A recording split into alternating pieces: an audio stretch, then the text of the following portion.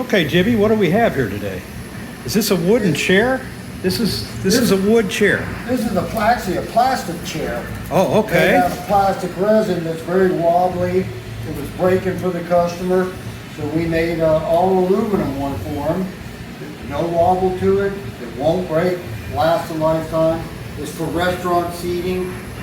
It's a very comfortable chair, and it really solved their problem of chairs breaking down and being unstable. Okay. And this one here is all aluminum. All aluminum, 100% aluminum. Wow, look at those welds. Isn't that amazing? And this is your traditional plastic Plastic. chair, which won't last.